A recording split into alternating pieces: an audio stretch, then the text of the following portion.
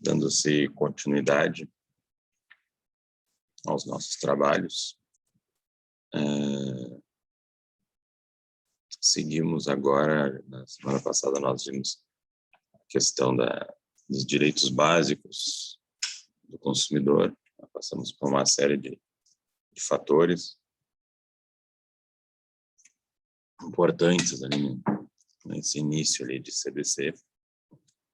E agora entramos oficialmente na questão da relação de consumo, das estruturas envolvendo a relação de consumo, cujos elementos são importantes, né, que devem ser somados, sob pena de não termos o CDC, né, não conseguirmos fazer a incidência do Código de Defesa do Consumidor. E, para tanto, eu vou dividir aqui um slide. Vamos dividir um slide onde nós temos aqui dados importantes, né, para justamente a configuração dessa estrutura, né? Inicialmente, eu já tinha até começado a fazer, mas aí fizemos um outro recorte. Os agentes econômicos da relação de consumo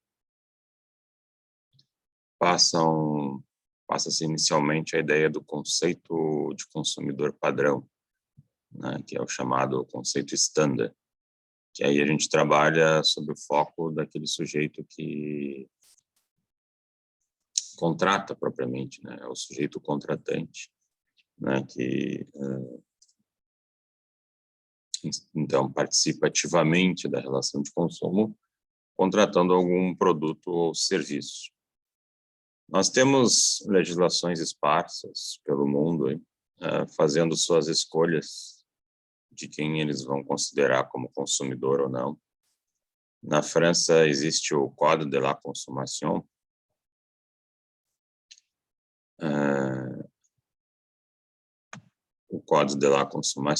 o qual ele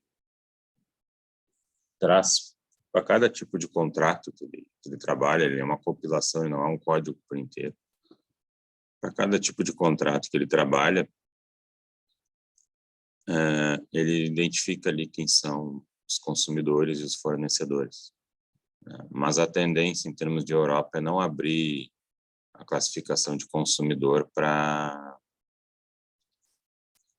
pessoa jurídica, né? Eles não querem criar, não querem expandir e tornar o direito do consumidor algo comum, né? Um ambiente comum, quando na verdade ele teria que ser mais restritivo no sentido de proteger quem realmente merece ser protegido. Então, na Europa, a gente consegue ver pessoa jurídica consumidora, se for uma fundação, uma associação, né? Alguma coisa aí nessa linha. Ou pequenas empresas, né? Empresas que tenham lucro, mas pequenas empresas familiares, né? Não tão profissionalizadas, né? Não tão abertas assim para um contexto de produção em massa, né? Vamos dizer assim. Então, esses se consegue pensar em trabalhar eles como uma posição de consumidor. Já no Brasil, a gente tem um dispositivo mais aberto, que poderia levar a um caminho muito amplo, né, na questão de definição do consumidor e acabar protegendo quem é fornecedor e aí gerar uma confusão muito grande. Então, existem teses, existem teorias que restringem a extensão do dispositivo legal, né, que trazem uma interpretação diferente, até com vistas a preservar propriamente o CDC para quem realmente precisa. O CDC ele tem uma redação bastante objetiva, né? Ele tentou ser o menos possível complexo, né, para permitir o seu uso diário. E aí o que acontece? Ele Realmente, ele tem uma linguagem mais facilitada no comparativo com o Código Civil, no comparativo com o Código de Processo Civil, bem mais facilitado. Só que aqui travou. Na identificação do consumidor foi um problema que até hoje é um grande debate nos tribunais e na doutrina.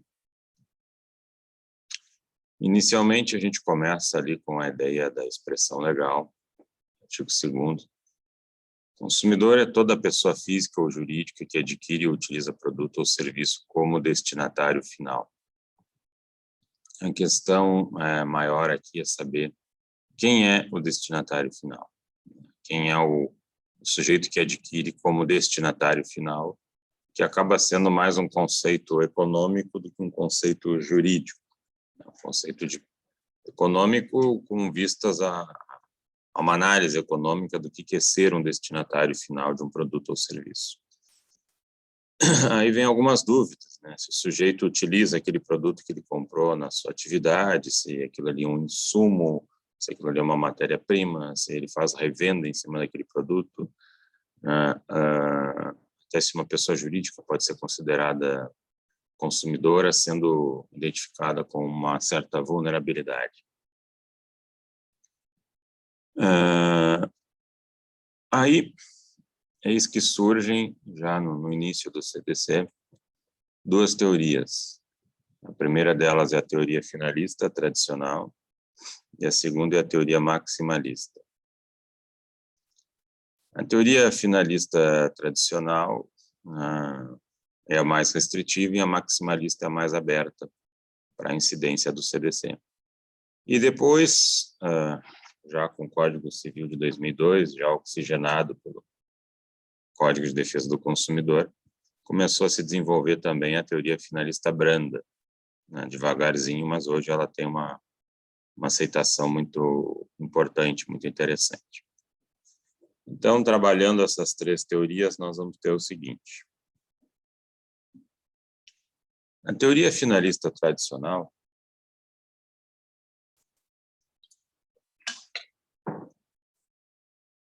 corrente finalista tradicional, ela pega aquela expressão que a gente viu, destinatário final fático.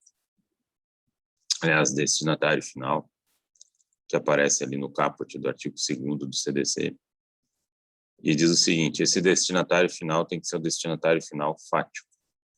É quem retira da cadeia de consumo e do mercado um determinado produto. Então, você vai lá e retira, compra, enfim, por exemplo. Né?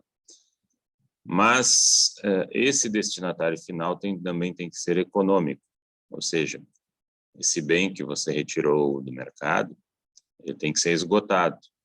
Né? Você já não pega ele novo para revender ele novo, você não pega ele para montar um outro produto que você vai revender. Né? Então, ele não é uma matéria-prima, não é insumo e não é seu meio de ganho de renda de vida. Né? Então, é feita aqui uma interpretação finalística, né? Por isso que é corrente finalista, uma interpretação teleológica, no sentido de se questionar o que é feito desse produto que é retirado do mercado.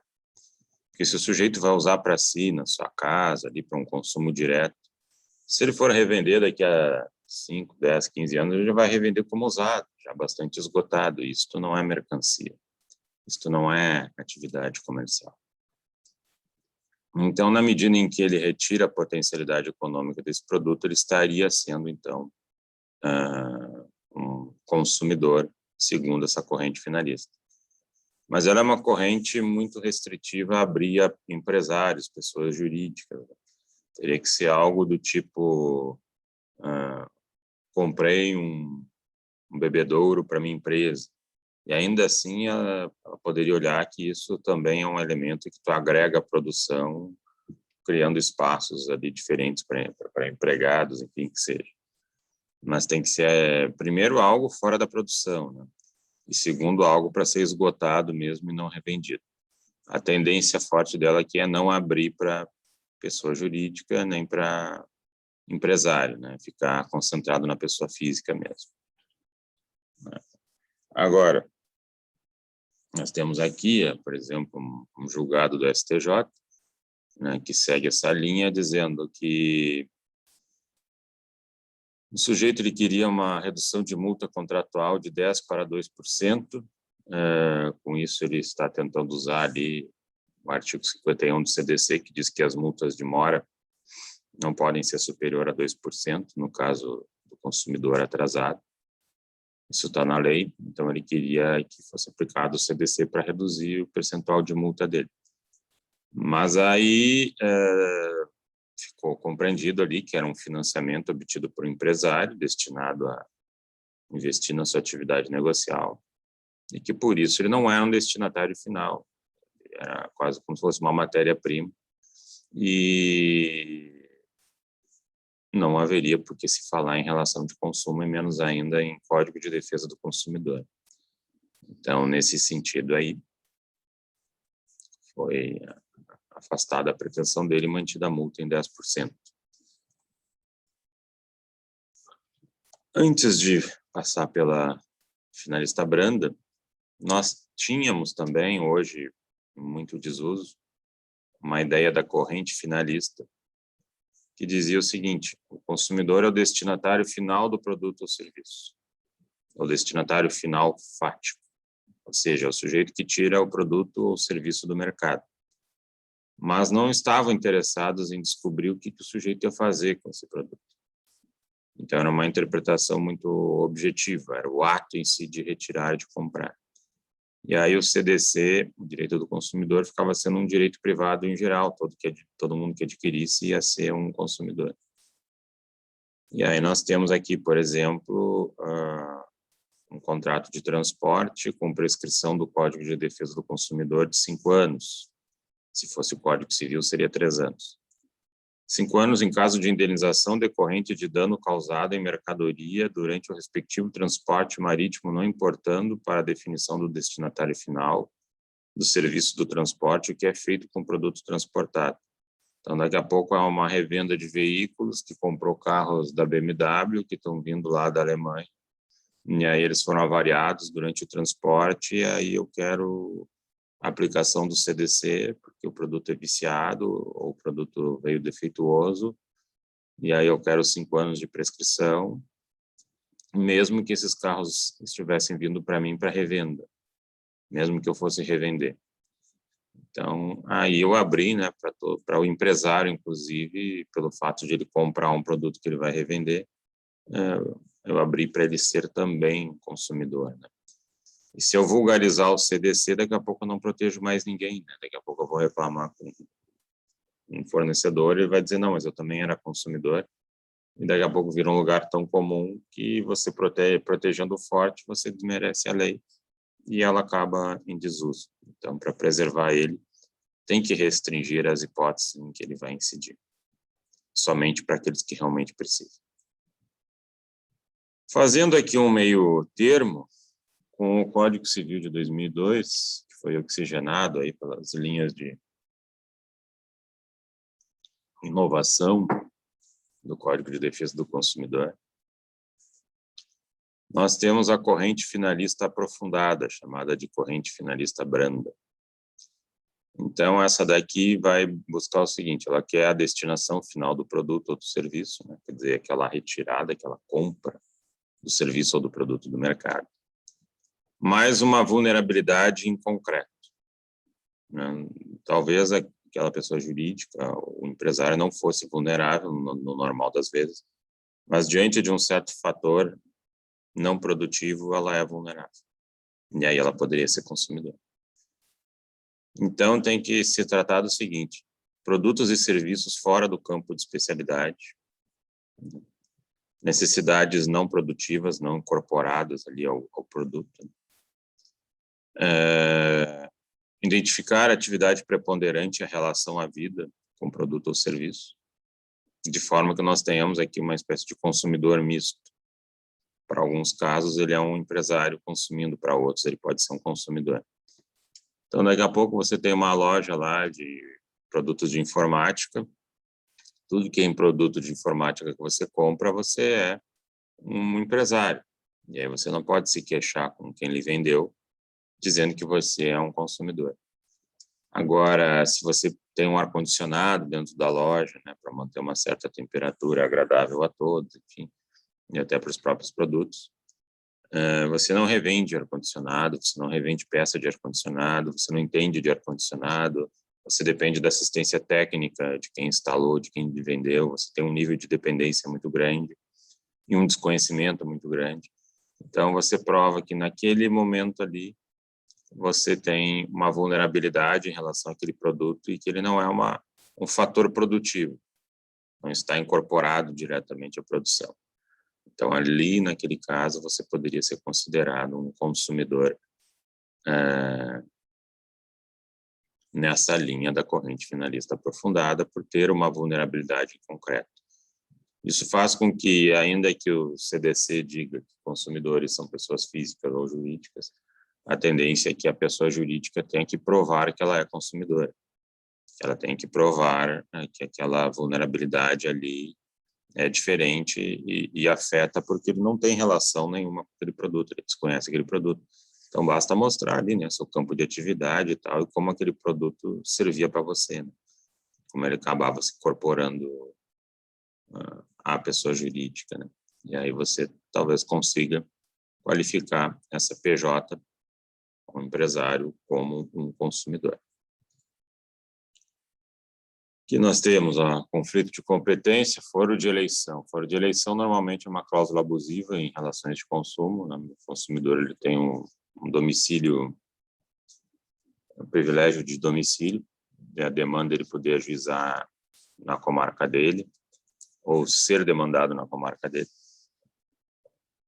Nós temos aqui contratação de serviço de crédito por sociedade empresária, destinação final caracterizada. Aquele que exerce empresa assume a condição de consumidor dos bens e serviços que adquire e utiliza como destinatário final. Isso é, quando o bem ou serviço, ainda que venha a compor o estabelecimento empresarial, não integre diretamente, por meio de transformação, montagem, beneficiamento ou revenda, o produto ou serviço. O empresário ou sociedade que tenha por atividade princípio a distribuição no atacado e no varejo de medicamentos deve ser considerado destinatário final do serviço de pagamento por meio de cartão de crédito, porquanto essa atividade não integra diretamente o produto. É só uma forma de facilitação de receber valores dos seus clientes. Então, aqui o empresário com problemas na maquininha ali, aquela que passa cartão, seria considerado consumidor em relação a quem é o detentor da máquina, né, o fabricante, a empresa que cuida, né, dessa maquininha aí. Já vi também jurisprudência ao contrário, dizendo que isso era elemento da produção. Então, o STJ ele balança também toda vez que tem um debate assim, se cria uma discussão interessante, né? Às vezes pode até levar a uma insegurança jurídica, mas é um debate não findo, né? Então, a gente mais ou menos sintetiza nessas 3 linhas aí que eu falei para vocês, mas também tem aí algumas divergências. Eu prefiro essa corrente finalista aprofundada, né? Porque aí se você mostra uma vulnerabilidade em um determinado ponto, aí você consegue atingir, né, esse padrão de incidência do CDC. Bom, afora o consumidor direto, né, o consumidor padrão, consumidor standard,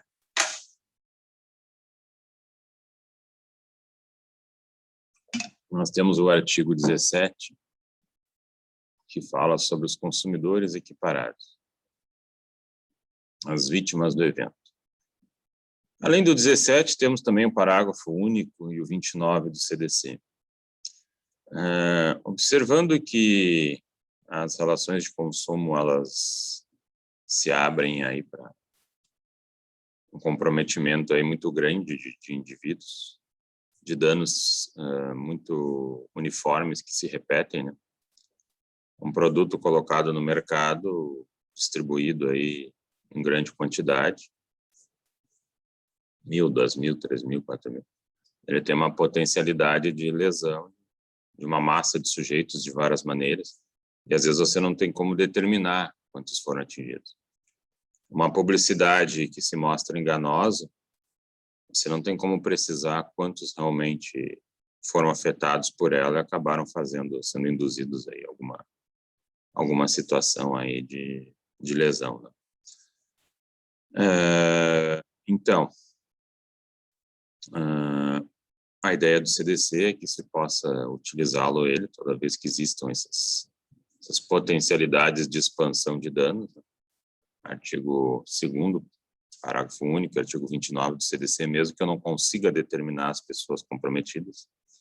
Por isso que o CDC ele traz lá o capítulo das ações coletivas de consumo, que é a versão do direito do consumidor para ação civil pública, e que permite uma determinada entidade, Ministério Público, Defensoria Pública, entre outros, que tem legitimidade para isso, ingressar, por exemplo, pedindo para interromper uma publicidade abusiva, talvez, né? Porque isso está afetando os consumidores, embora você não saiba precisar quantos foram afetados. E é no CDC que a gente tem justamente a versão dos chamados direitos individuais homogêneos, interesses difusos, interesses coletivos, né? Dependendo de como a pessoa é afetada, né? Como elas são afetadas, ela forma um conjunto, né? de sujeitos vitimados, né?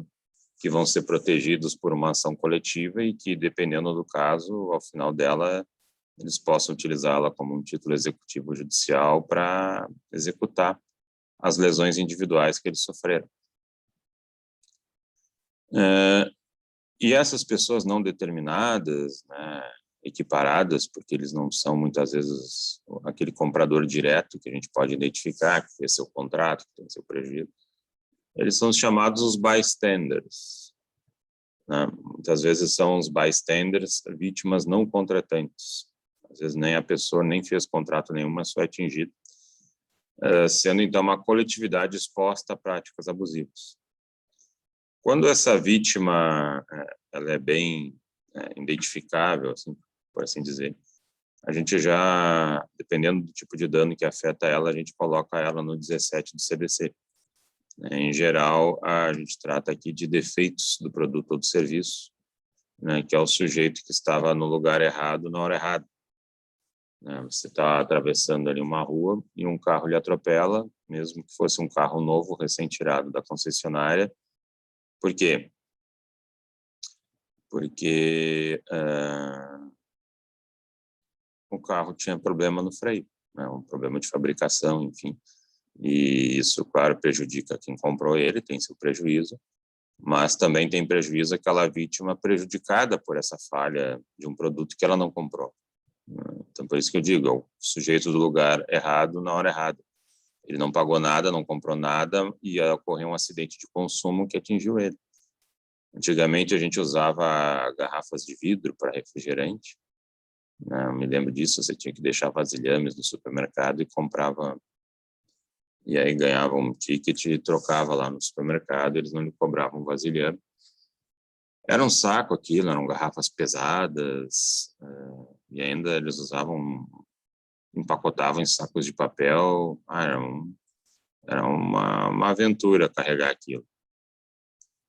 E às vezes, por problemas de pressão, você abria a garrafa e ela estourava, né? E ao estourar, poderia atingir uma pessoa que está ali perto, que não comprou nada, que não fez nada, e daqui a pouco os estilhaços atingem o olho dela e ela fica cega, né? Então, esse indivíduo também, ele é considerado consumidor, e uma vez atingido por esses produtos ou serviços colocados no mercado, ele pode, então, pedir uma reparação, uma indenização. Aqui também nós temos a responsabilidade civil, um caso clássico, abertura de conta corrente, documentos falsos, cheques, inscrição indevida no SPC e no Serasa. O fato de o primeiro ter sido enganado não exime de responsabilidade, né? Porque o banco foi enganado, que ele não vai custear, até porque tem um benefício da atividade dele e ele que assuma aí, uma rigidez maior na contratação com indivíduos.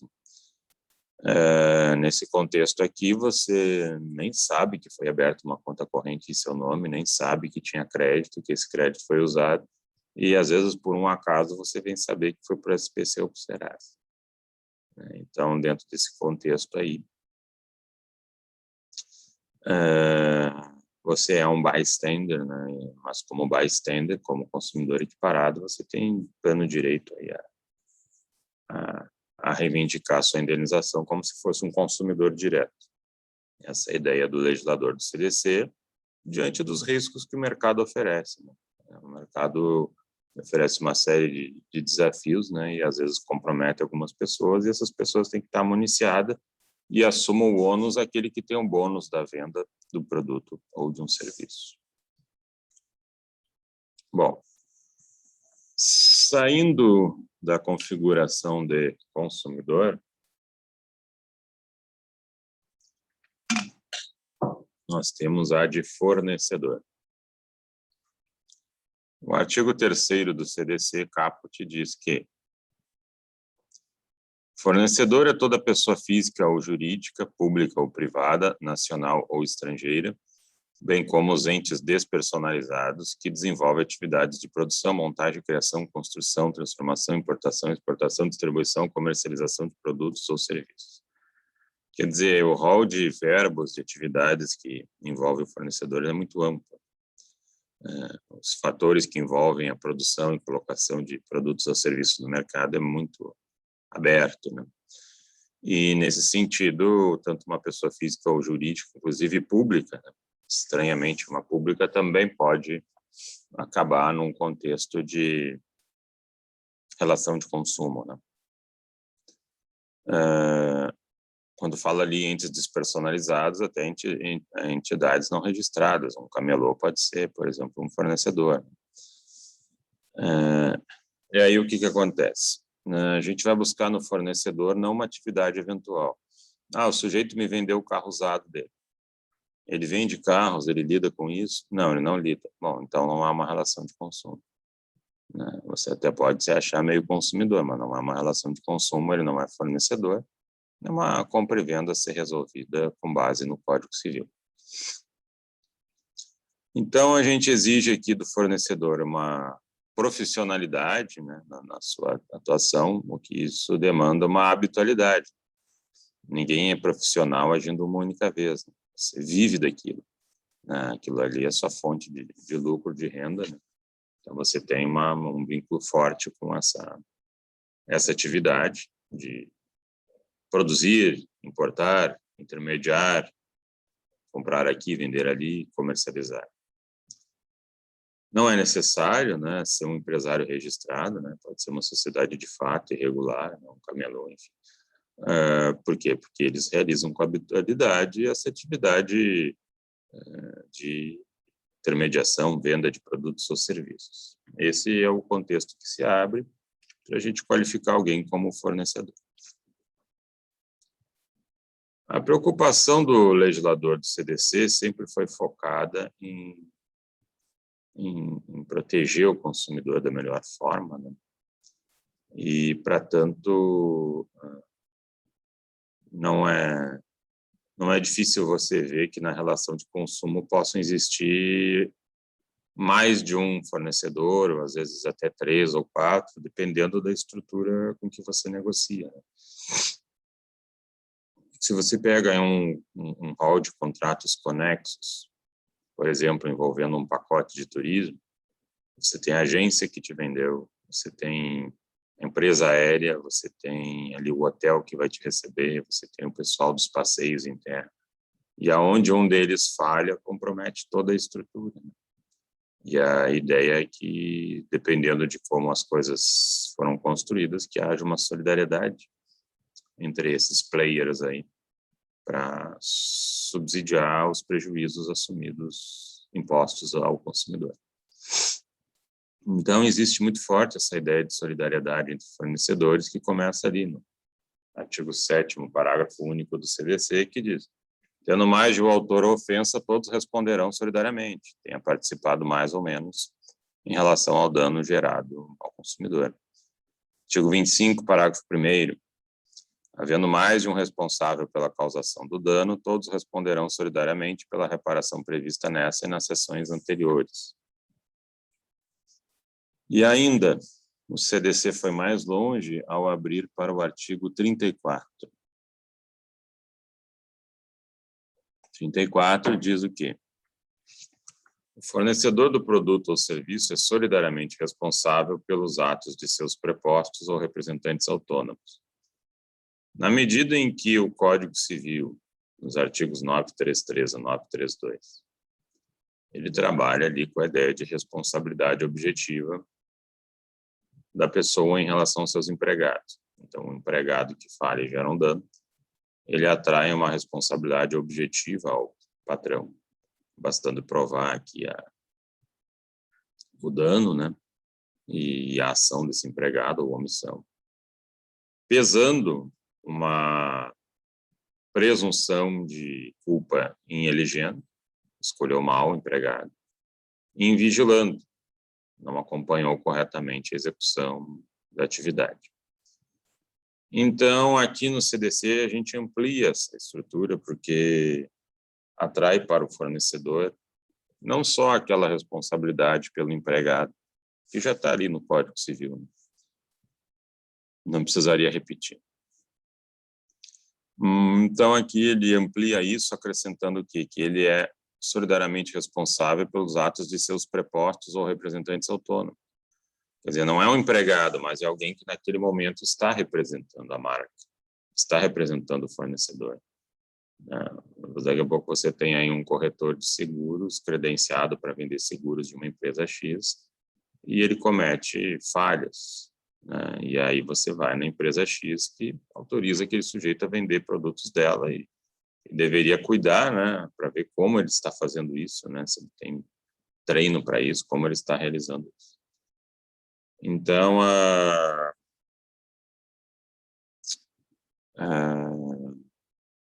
aqui o leque, né, se aumenta no sentido de falha desses prepostos serem atraídas para um dever de solidariedade, responsabilidade com solidariedade ao fornecedor.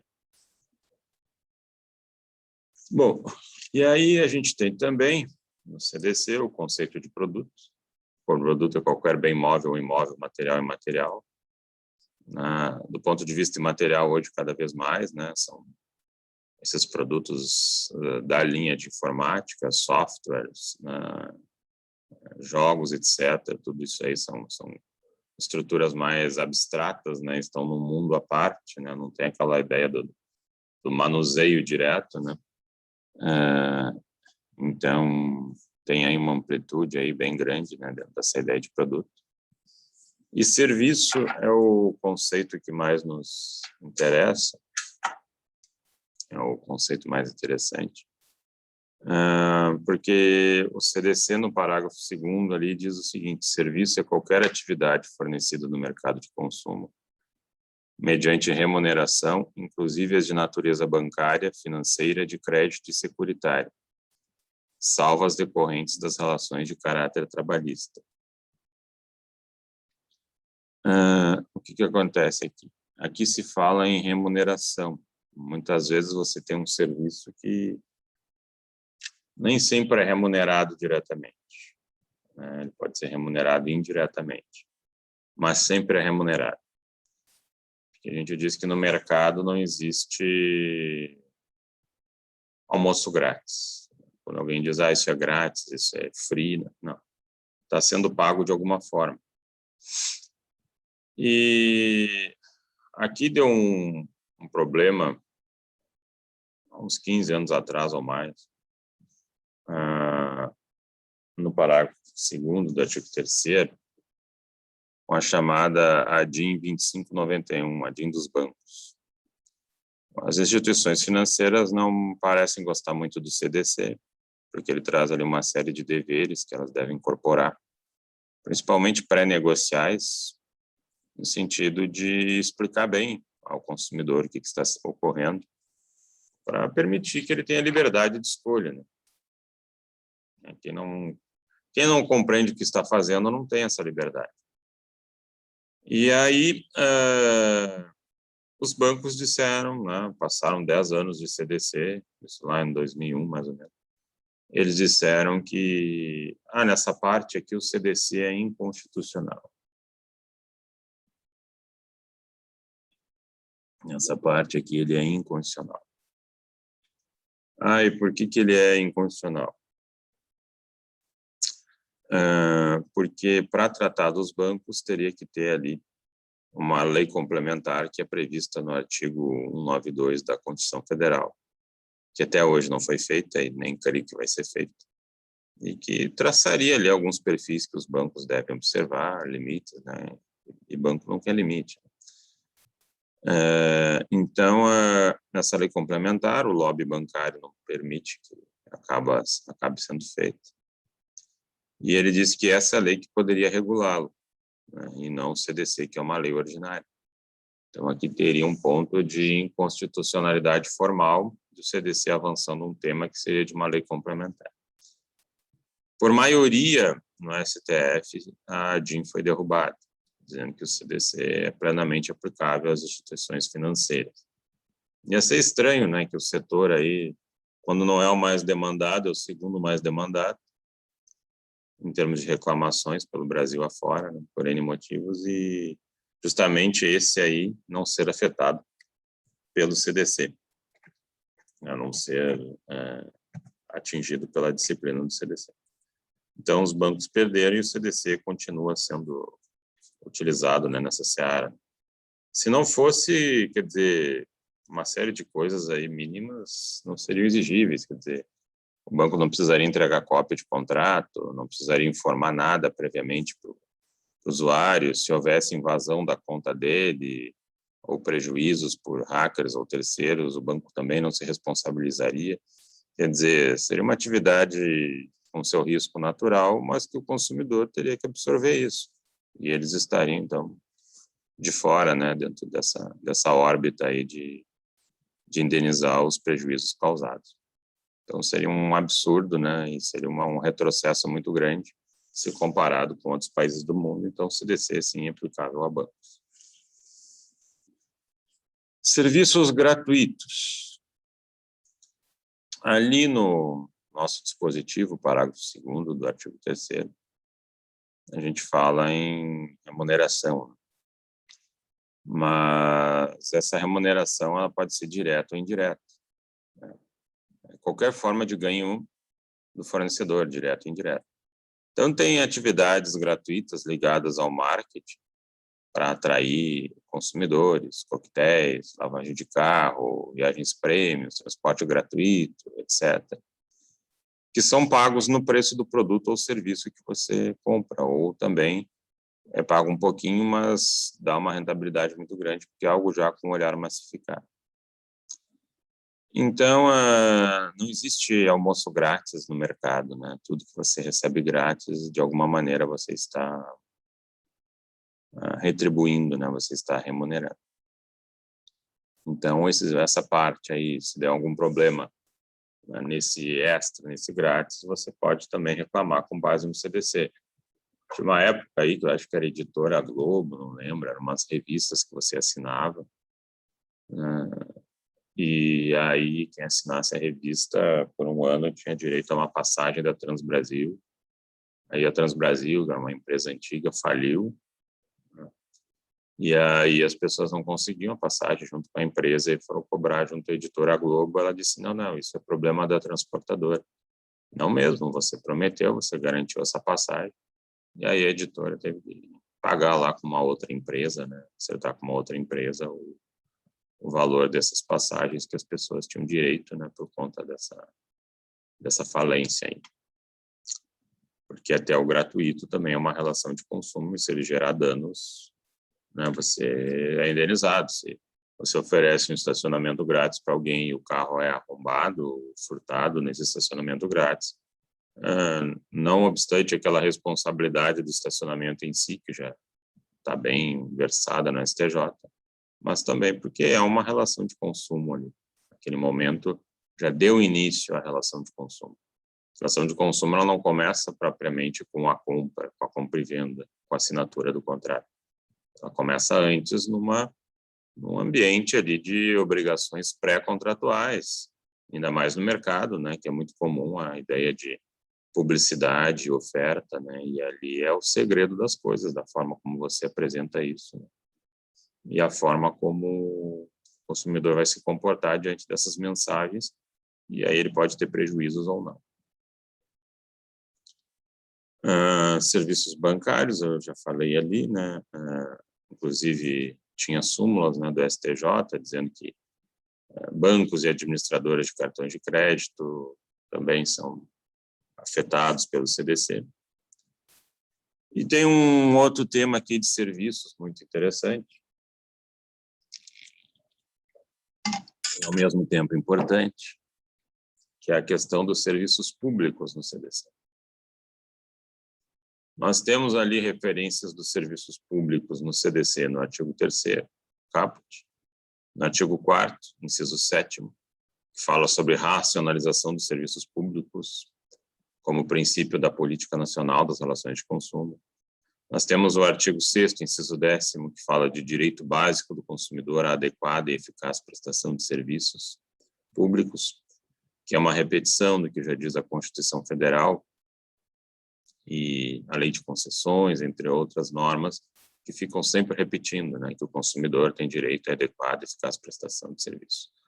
O artigo 22, que é emblemático também, que fala sobre direitos a serviços adequados, eficientes, seguros e essenciais e contínuos, né? E aí essa questão da essencialidade e continuidade também é um tema bem interessante, né?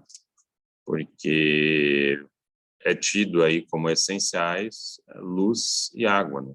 O sujeito que não recebe nem luz nem água, ele está, para um século XXI, ele está muito atrasado. E nós, no Brasil, temos aí um problema de saneamento básico que afeta milhões de indivíduos. A maior parte da população não tem saneamento básico, é bem triste a coisa. E se ainda não tem também direito a receber uma energia elétrica ou água encanada, né?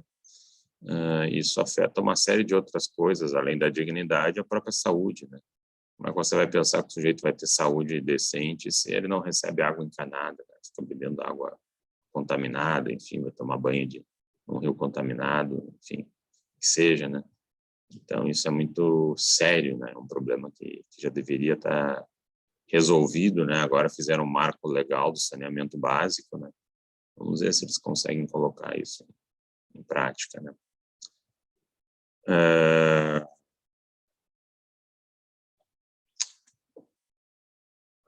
Outra questão aqui, então, dentro dessa ideia de essencialidade, se o sujeito, digamos assim, não está pagando o presente, a Lei de Concessões de Serviços Públicos permite que seja feito o corte, né? Mesmo que seja, por exemplo, energia elétrica. Agora, se já é um débito mais atrasado, mais antigo, que a empresa lembrou agora de cobrar, entenderia que isso seria coação se ele está pagando o presente. Então, ela teria que buscar um outro meio de cobrar dele que não interrompeu o serviço. Então, basicamente, se o presente está sendo pago, você consegue evitar o corte, né? Agora, também, isso se você é consumidor, especialmente pessoa física, né? Pessoa jurídica já pode ser um pouco mais difícil de conseguir nos tribunais. Agora, também tem aquele sujeito que está num padrão de miséria muito grande e ele precisa de um mínimo existencial que compõe receber uma energia elétrica.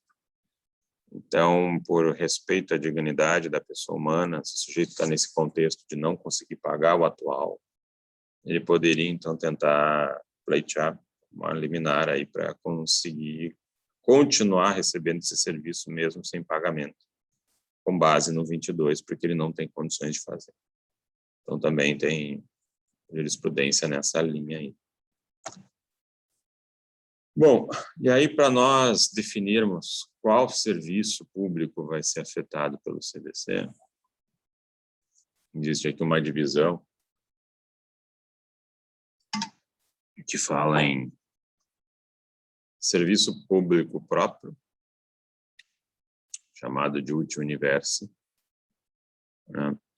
Que ele é prestado pelo Estado como agente político a toda a coletividade, visando o bem-estar da população, né? E você oferece sem distinguir quem vai receber, abrindo a todos.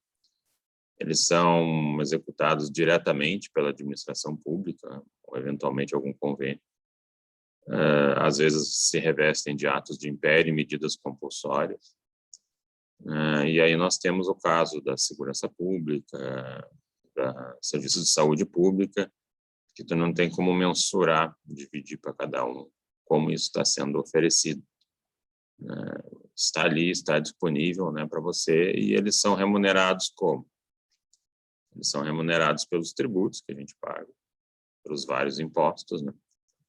O Estado ele não atua com uma profissionalidade para tirar lucro disso, mas visando, né, a satisfação do bem comum.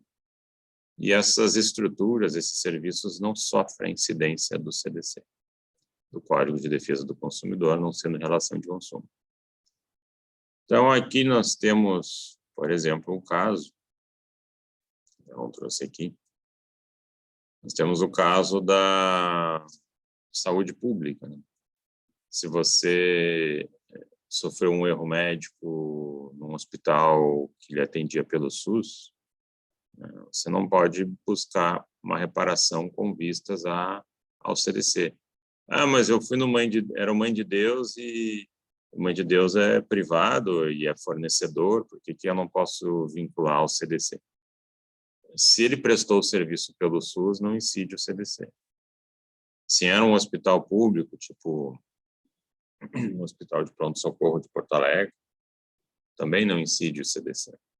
Incide as leis gerais de responsabilidade da administração pública, artigo 37 da Constituição Federal, parágrafo 6º, das suas concessionárias, da lei de concessões, e todas essas empurram ali para uma ideia de presunção de culpa, né? Que, na verdade, não deixa de ser uma responsabilidade objetiva, né? Trabalhando muito com a ideia do dano e da ação, nexo causal e dano, ficando de fora a necessidade de prova de culpa, né? Claro, no erro médico isso vai acabar entrando em debate pela peculiaridade dele. Mas, de regra, você não precisaria adentrar, né? Você foi colidido ali por uma viatura da Brigada Militar em alta velocidade,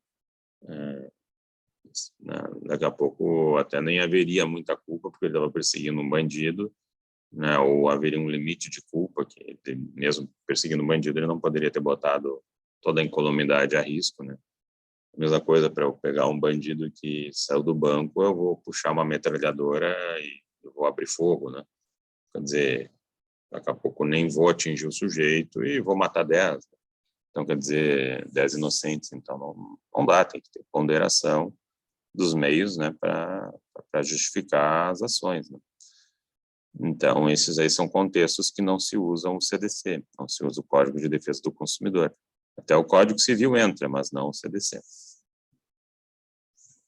E aí, a gente tem uma outra turma aí, que é os chamados serviços públicos impróprios, ut singuli. Não são compreendidos com a mesma essencialidade dos serviços ut universo, visam mais a critérios de conveniência dos cidadãos e são remunerados por uma estrutura chamada de tarifa, preço público ou taxa. Então, você já consegue mensurar um pouco mais o uso, né? E quando esse uso é solicitado. Aí tem o seguinte, no que diz respeito à tarifa e taxa. A taxa, ela está ligada, né, a uma relação de direito público, que muitas vezes não tem um caráter voluntário, quer dizer, você não tem saída, você tem que pagar. É o caso, por exemplo, da taxa de iluminação pública ou taxa de coleta de lixo. Por mais que você diga, não, eu guardo o meu próprio lixo, eu não uso a iluminação da rua. Não, mas está ali disponível.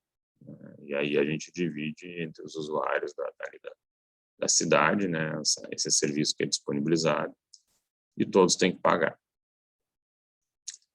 Como ela vem aí de um impositivo, né, aí cria um conflito com o CDC, porque o artigo 39, inciso 3º do CDC, diz que é vedado, é uma prática abusiva, você impor a contratação de um serviço ou produto a um consumidor.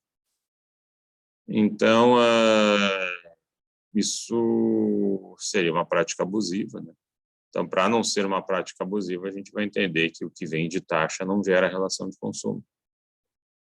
Inclusive, tem a taxa do poder de polícia, de fiscalização, que você também não tem saída e tem que pagar. Então, ainda que seja um serviço público que você use de forma mais mensurada ou também não use, você sempre acaba pagando um pouquinho, né? E se há um impositivo de comprar, de adquirir, seria conflitante com o CDC, então o que é remunerado por taxa ficaria fora do contexto do CDC. E o que afeta o CDC? O que é afetado pelo CDC é o chamado preço público, ou a tarifa. É uma contraprestação assumida por um serviço realmente solicitado. É um instituto de direito privado, então ali diz respeito à telefonia. Então, eu quero tanto consumir de telefone, você paga isso. Eu quero usar uma rodovia boa, pedagiada, então eu vou pagar o pedágio. Diz ali o STF, na súmula 545, que preços de serviços públicos e taxas não se confundem. As taxas são compulsórias e têm sua cobrança condicionada à prévia autorização orçamentária em relação à lei que as institui. Então, a taxa deriva de alguma lei. O preço público ele deriva de um convênio com uma concessionária para oferecer um serviço público à população, que é andar de ônibus, então você paga a passagem. Né? Você não paga assim ela de uma forma geral e aí você pode usar o ônibus ou não, conforme quer. Ele é oferecido a partir da solicitação que você faz. Então, para a incidência do CDC, eu tenho que ter serviço público impróprio, chamado UTSING, onde eu tenho a liberdade de escolha de contratar ou não, e que seja remunerado por tarifa ou preço público, e aí eu tenho um vínculo que é contratual. Relações não afetadas pelo consumidor, por exemplo, é a relação de condomínio. O condomínio não é um prestador de serviço ao condômino, não é um prestador de serviço profissional. Então, a relação condômino-condomínio não é afetada pelo CDC, mas nada obsta que um serviço contratado pelo condomínio transforme esse condomínio num fornecedor, num consumidor. Eu contratei um serviço ali de reparação de elevadores, não ficou bem, então o condomínio acaba sendo consumidor, ou o condômino isoladamente considerado em relação a esses serviços também pode pedir, pode se apresentar como consumidor.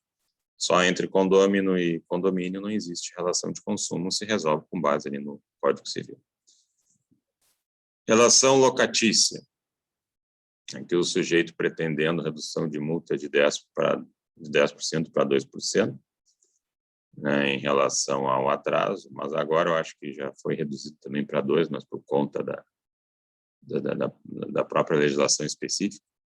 Mas você não consegue colocar o locador e o locatário atingidos pela Lei 8245, que é a Lei da Locação Residencial e Comercial Urbana, Lei 8245 de 91, você não consegue colocar o conflito deles à luz do CDC, porque a 8245 já é uma lei protetiva do locatário, do inquilino, né, já trata ele como vulnerável, se tratasse ele ainda como consumidor, ele ficaria forte demais, e o locador muito enfraquecido. Então, já existe um nível protetivo diferenciado na Lei 8245, e de forma que ela não é aplicável nesse ambiente.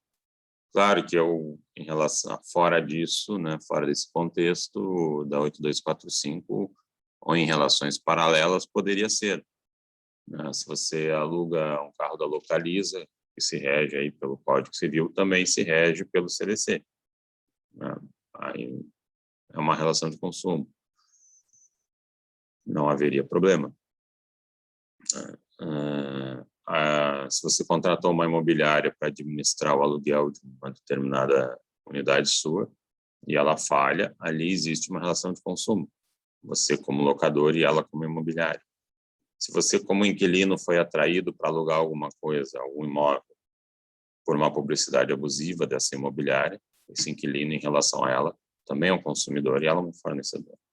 Então, nas relações paralelas, fora locador-locatário da Lei 8245, para essas relações paralelas, se incide o CDC. Na relação entre locador e locatário da Lei 8245, não incide o CDC. Locação em shopping center, bom, daí já é uma locação de vínculo comercial, né? Aí mais afastado ainda está a ideia do CDC, né? Porque aí são dois profissionais se unindo, né? Para dentro das suas atividades específicas. Aí é um conflito aí de empresarial. Também não recebe o CDC, questões envolvendo crédito educativo, que dizem que ela já tem uma taxa menor, e aí também beneficiar uns que estão discutindo algumas coisas significaria prejudicar outros. Então, crédito educativo não é afetado pelo CDC, contrato de franquia empresarial, né, licenças de uso de marca e know-how, né, também é um conflito comercial. Serviços notariais também não é relação de consumo, serviços advocatícios, a jurisprudência, pela maioria, entende que a pessoa está bem atendida pelo Estatuto da Advocacia, né, e que não seria, então, relação de consumo, né? Apesar de a relação médico-paciente privada é relação de consumo, a de advogado-cliente não é relação de consumo. Então, tem aí contextos, né, que vão sendo, enfim, afastados, né? Vão sendo afastados e retirados. A Nicole tinha perguntado aqui, se eu compro um produto que está barato em uma loja, compro em pouca quantidade, mas pretendo revender por mais caro. Sou consumidor? Não seria consumidor, seria fornecedor, porque tu estás fazendo revenda, né?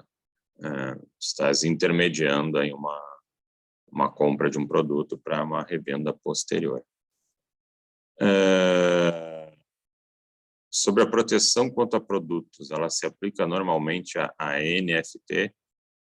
Esses NFTs aí, pergunta o João, é uma ideia bem interessante, né? Daqui a pouco você tem aí uma foto, né? Uma imagem, e você se torna dono dela, né? Se torna proprietário dessa estrutura virtual, abstrata, mas ao mesmo tempo que a gente consegue enxergá-la, né? Eu entendo que sim, acho que não haveria problema em você se tornar dono daquele objeto, né? Ainda que depois que alguém queira utilizar, possa lhe pagar ali alguma questão em torno disso, né? Talvez mais no sentido eventual de pagar ali por direitos de propriedade imaterial, né? Vamos dizer assim, né? Do que simplesmente comprar aquilo já com objeto de revenda e agora todo mundo que quiser usar tem que pagar para mim. Então, depende de como você se coloca, né, em relação a essas questões ali, né? Depende de como que você se apresenta em relação a elas. Você vai ter uma ideia de fornecedor ou simplesmente uma revenda ou uma venda eventual, né? Se você faz isso com profissionalidade, continuidade, né, aí você já tem um contexto de fornecedor. Se é uma eventualidade, aí já foge do CDC e aí nós vamos resolver os problemas com base no Código Civil, enfim, entre outros, né? Então, não sei se alguém aqui ainda tem alguma dúvida desses temas aí que eu falei, que é um tema que dá aí bastante pano para manga, né? A identificação da relação de consumo, né? Embora a gente tente aqui equalizar alguns elementos, nem sempre é uma estrutura tão fácil e às vezes tem coisas que a gente poderia dizer que não é relação de consumo, mas um ajeito de jurisprudência acaba nos remetendo aí para pensar assim, né? Mas na medida que forem surgindo dúvidas, nós vamos tratando. Um outro tema aqui que a gente pode já dar uma iniciada diz respeito às cláusulas abusivas nas relações de consumo, né, que é um tema aí afetado a parte da proteção contratual, né? É um contexto que não existia no Código Civil de 16, né? E no Código Civil de 2002 ele não apareceu com essa linguagem, né?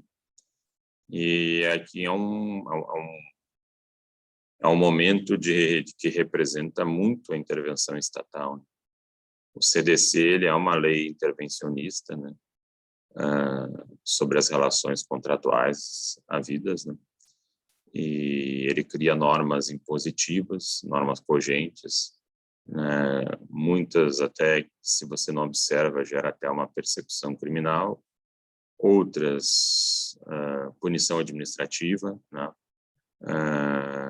E também, dentro da ótica contratual, questões envolvendo aí nulidades, né? Nulidades por conta do desequilíbrio gerado ao consumidor. E a cláusula abusiva é isso. A cláusula abusiva, normalmente, ela é meio bomba-relógio, né? Você não lê o contrato, você não é convidado a ler o contrato, não lhe é apresentado o contrato. E na hora, naquele momento, nos primeiros momentos do contrato, você não nota, né, problemática nenhuma. Pode passar anos que você não sente que exista ali um elemento de iniquidade. Mas, dependendo, você tem ali uma situação que você tem que ativar e é ali que você se depara com uma estrutura de forte desequilíbrio, né, que entra para o contexto de cláusula abusiva. Essa cláusula abusiva não significa uma má-fé deliberada, né? Eu vou botar aqui para tirar vantagem mesmo, para enganar, já quase ali em nível estelionato. Às vezes é uma cláusula abusiva de um cunho individualista, né? Eu estou fazendo pensando em mim, né? Ainda mais eu como fornecedor, e acabo tendo essa prerrogativa fática de fazer o contrato, né? O consumidor já chega em mim querendo tudo pronto, então já tem essa prerrogativa fática. E me esquecer do outro também pode ser um fator aí de geração de cláusula abusiva. Não é só aquela má-fé deliberada.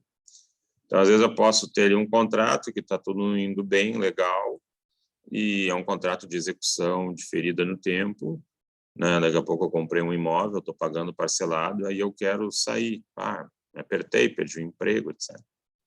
Ou não quero mais, e aí eles me dizem, tua multa é 50% de todo o valor que tu pagou. Não, para aí, quer dizer, não tem sentido, né? É estratosférico isso, né? Se eu quiser rescindir o contrato, eu vou perder metade de tudo que eu paguei, né? Nem tem um prejuízo tão evidente assim que lhe afete ao ponto de ser tão alto. Então, às vezes, por exemplo, nesses contratos de compra e venda de imóvel, né, tem uma jurisprudência do STJ falando em 25%.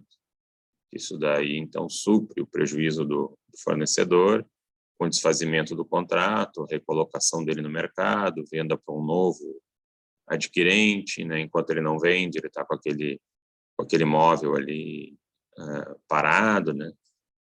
Por mais que se diga, mas agora está valendo mais, pode estar até valendo mais, mas tu não está encontrando comprador. Uma coisa é valer, outra coisa é ter liquidez, né? Então, né, tem uma jurisprudência, né, que joga por essa linha aí de redução de 25% e não 50%. Então, esse excesso é uma cláusula abusiva. E aí você acaba, então, revisando o contrato.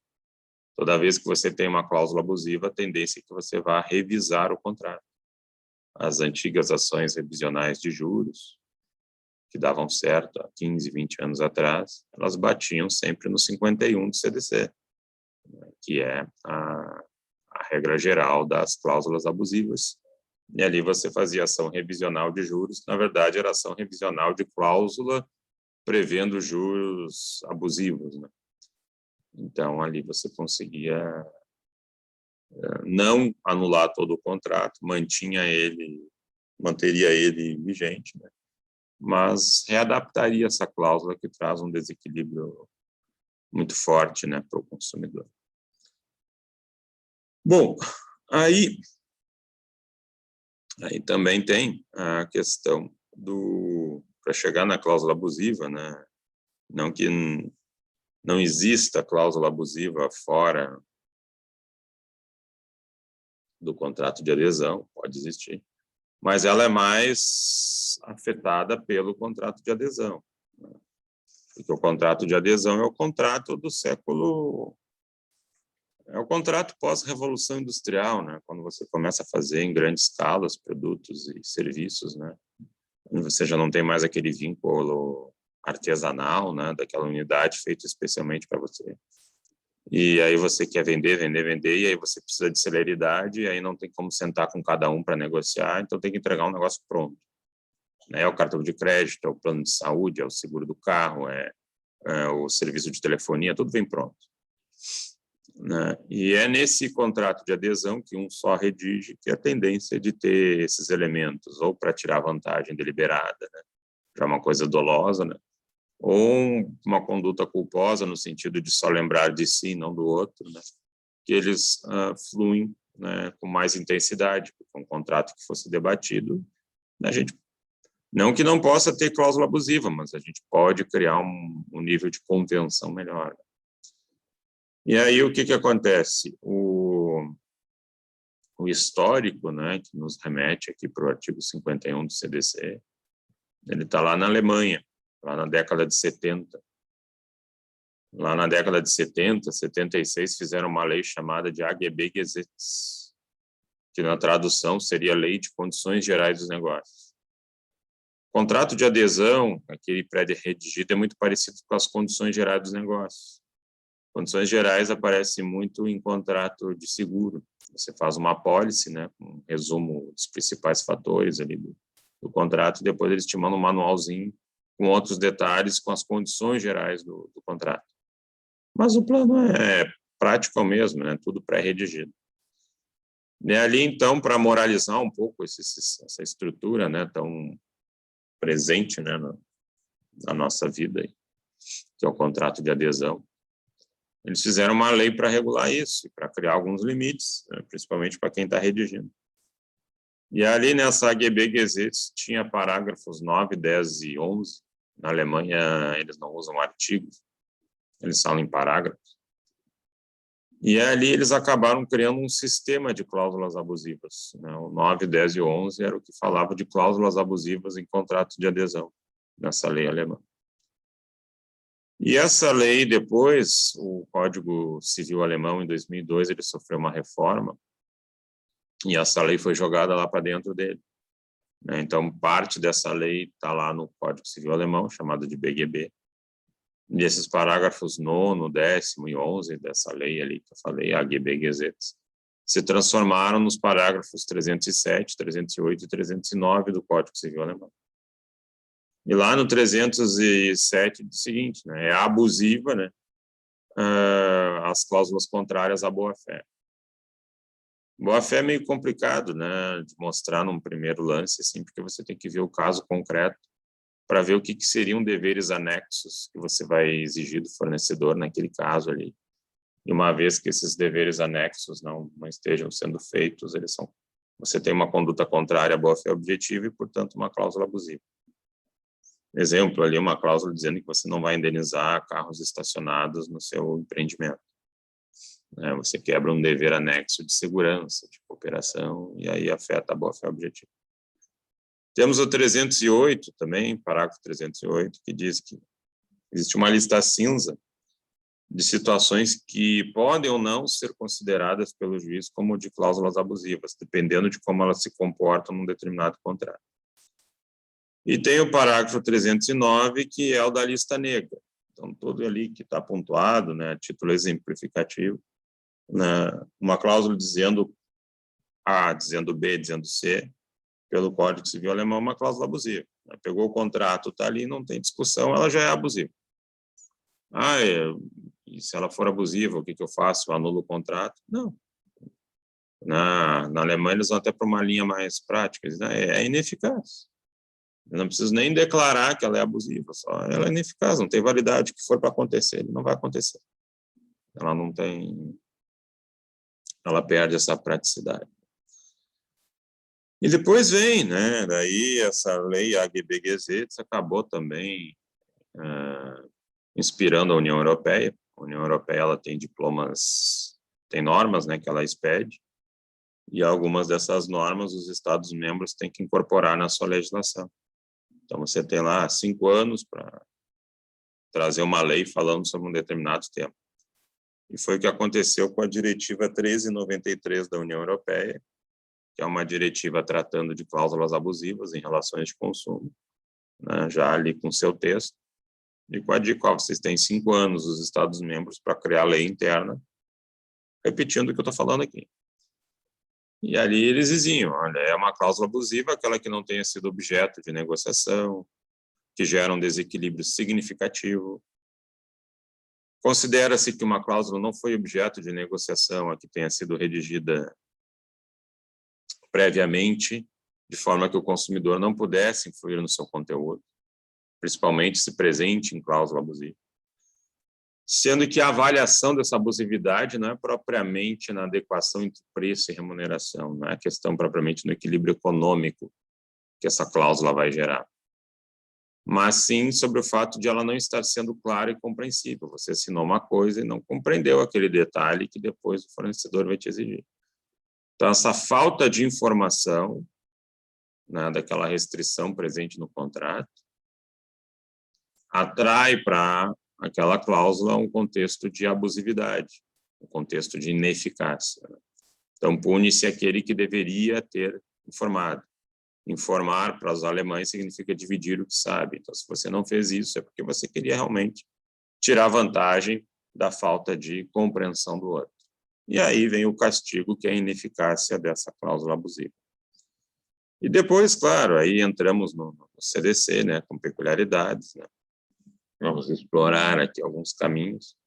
E também tratando aí de um tema recentíssimo, né, entrou agora em vigor, faz 1 mês e pouco, que é o caso do superendividamento, prevenção e tratamento do superendividamento, que é o revival de cláusulas abusivas no ambiente bancário. Talvez ali pegou uma estrutura bem importante, que é essa estrutura europeia de falta de informação, né?